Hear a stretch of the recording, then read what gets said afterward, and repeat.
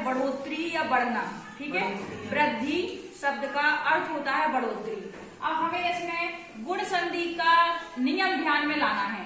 गुण संधि के बारे में हमने क्या बताया था कि जब संधि के समस्त पद में काय काय की मात्रा आती थी, एक और ओ की। यहाँ पे देख लो थोड़ा सा, जैसे ए की या तो गुण संधि में ए की मात्रा होगी या ओ की मात्रा होगी। ये नियम हमने जब गुण संधि पढ़ाई थी तब बताया था।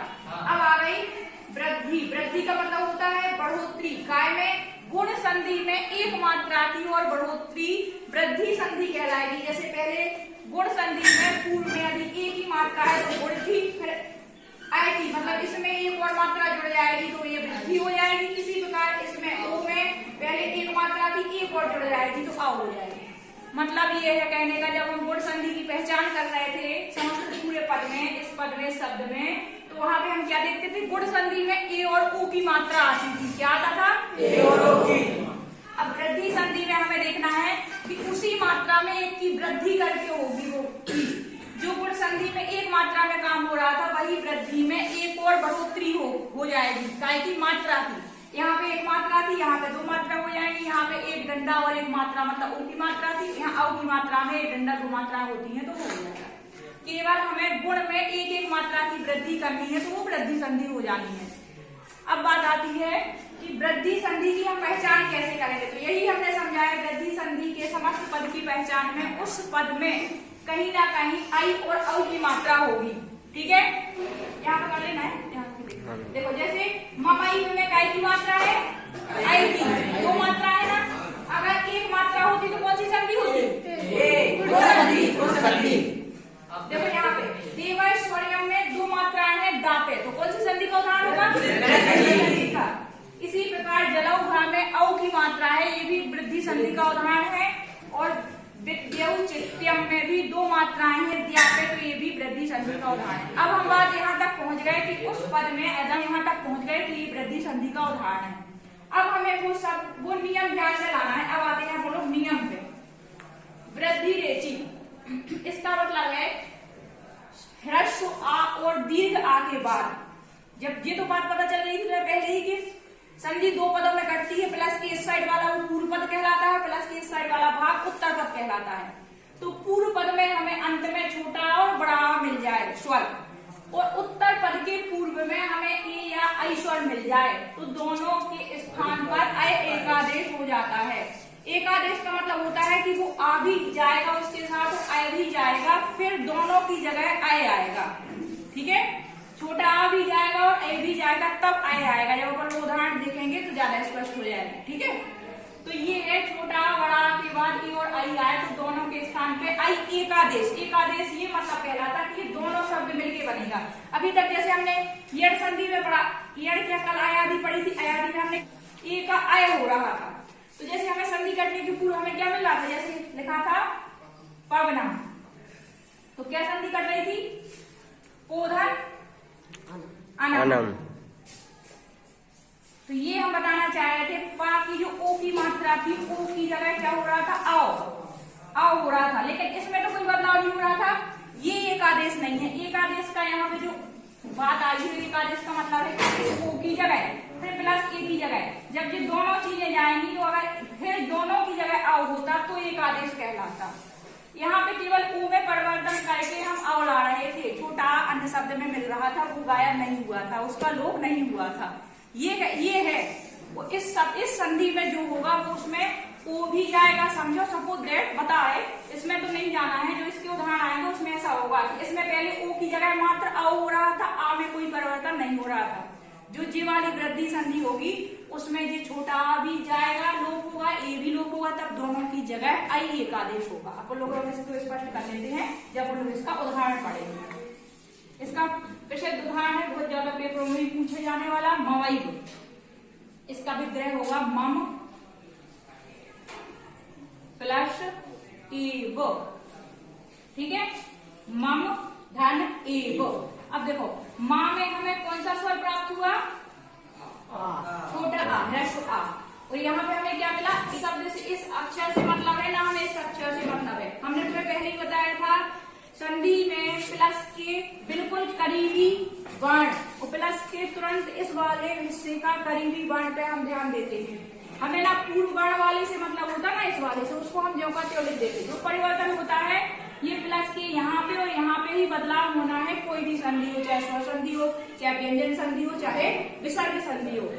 तो जो हमने ये शब्द लिखा है एक आदेश, ये एक आदेश का मतलब है कि जब छोटा आ और ए दोनों मिलेंगे तो तब होगा आई, मतलब इसका ये भी चला जाएगा और माँ का आ भी चला जाएगा, तब ये अय एक आदेश आएगा। अब देखना, ये माँ का छोटा आ गया, ए का ए गया, तब अय आया, फिर बना माँ हलंत प्लस अय फिर प्लस वा।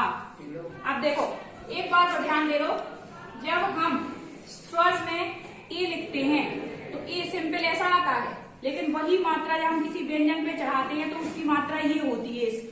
लेकिन हम जब आय लिखते हैं तो इस आय पे मात्रा तो एक आती है स्वर वाले आय पे, और जब वो व्यंजन पे आता है तो दो मात्राएं ए वो लिखते हैं, तो ए सिंपल ऐसा लिखते हैं, आय को ऐसा लिखते हैं ना। फिर जब वो व्यंजन पे के की मात्रा लगती है, के लिखते हैं, तो के में एक मात्रा ऐसी आती है और काय में आय की मात्राएं दो मात्राएं आ जाती है। ठीक है, तो इसीलिए जब जी आय आया तो माँ पे आय की मात्रा लगेगी तो क्या बनेगा माय, माँ मामाए, ऐसे आ जाएगा। देखो मम, ये वाला जो हलंत माँ है, अब जब ये इसको ई मिलेगा तो इसका हलन चला जाएगा और दो मात्रा आ जाएंगी, बा आ जाएगा। ठीक है, ममाए समझ में आ गया। हम दो अगला उदाहरण क्या है, देवैश्वर्यम। अभी तक हमें क्या मिल रहा था, ह्रस्व आ और ए, इन दोनों की जगह आय है देवैश्वर्यम। इसको हम जब विग्रह करेंगे तो बनेगा देव धन ऐश्वर्यम।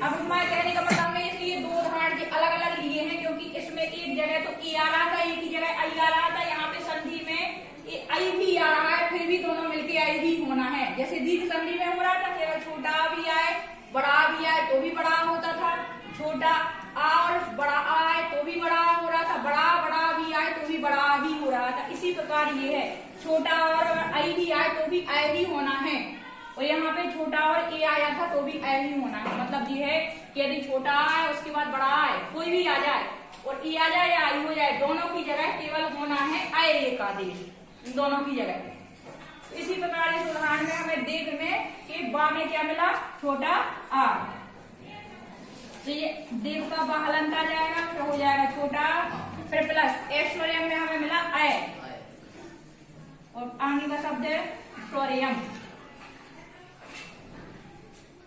अब ये नियम कह रहा है दीर्घ संधि का आ और आय मिलके आई वृद्धि हो जाती है, तो इस देव का आ निकल जाएगा, तो बचेगा देव हलंत प्लस आय प्लस शौर्यम।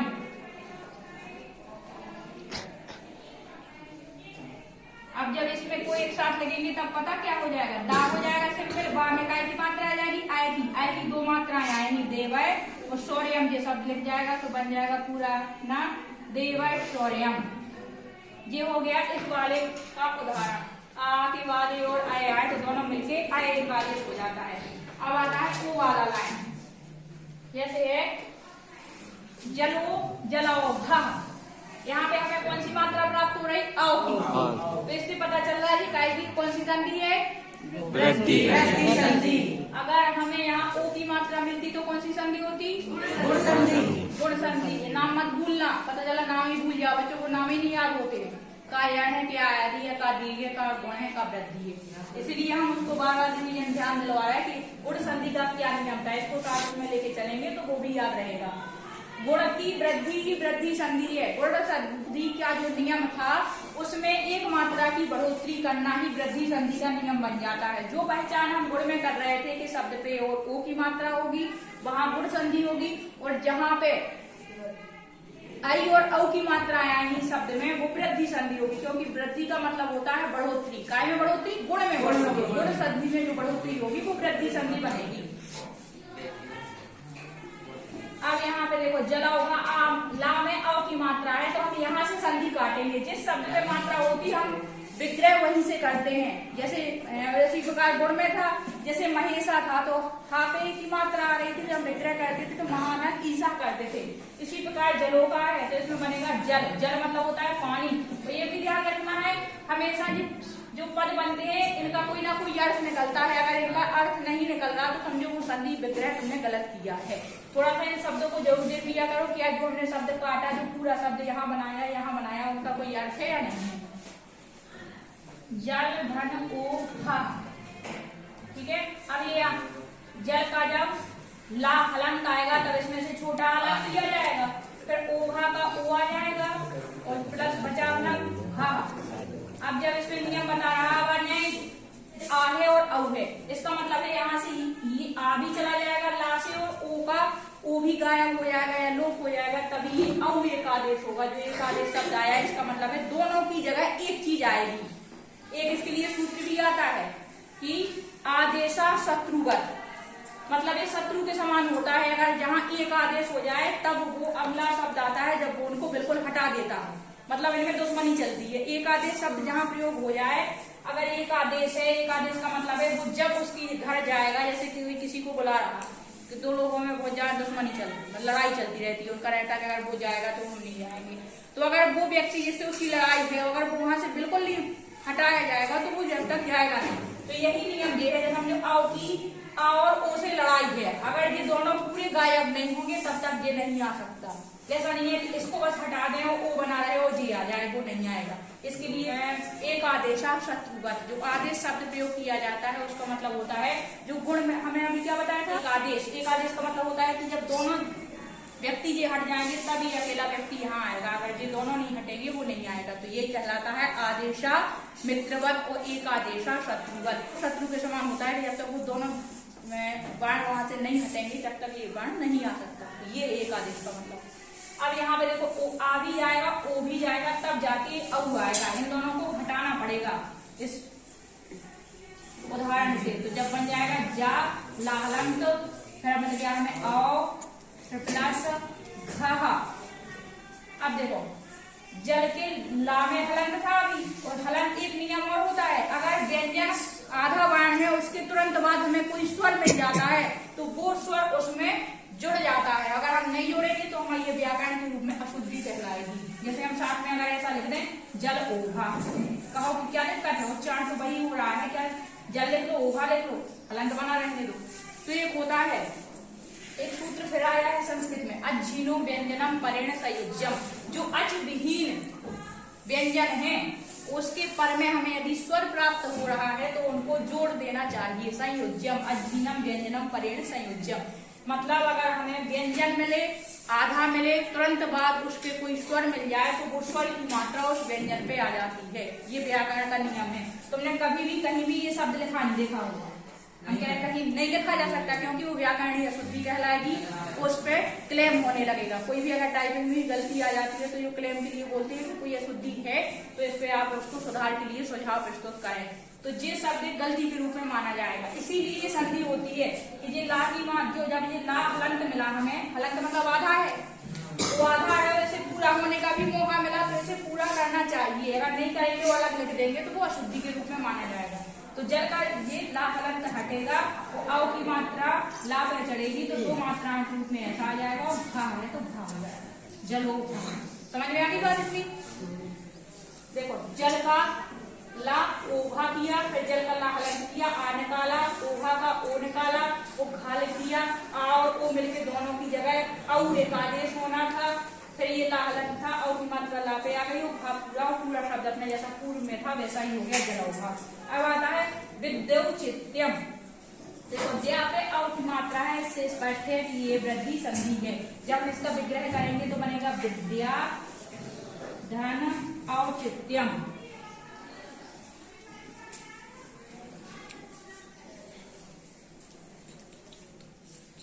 ये हमें अलग अलग उदाहरण दिखाने का मतलब ये है कि यहाँ पे देखो औ भी आ रहा है दोनों, तब भी दोनों को मिलके औ ही होना है। यहाँ पे तो ओ आ रहा था पूर्व पद में, पश्चात में प्लस के बाद यहाँ पे ओ आ रहा था, फिर भी औ हुआ था। यहाँ पे और औ आएगा तब भी औ ही होना है। जब इसको काटेंगे तो विद्या का हम द्या से क्या निकालेंगे, विद्या के द्या में क्या मिला है, विद्या का में बड़ा आ है और फिर चित्यम शब्द बना खाली, उसको भी हम लिख लेते हैं। अब जब ये नियम बता रहा है बड़ा और आओ की जगह भी, दोनों की जगह भी आओ एक आदेश भी होना है। तो जब विद्या में विद्या हलंत है, आवाज में विद्या हलंत हटेगा तब ये आओ की मात्रा द्या पे आ जाएगी और चित्यम शब्द पूरा आ जाएगा।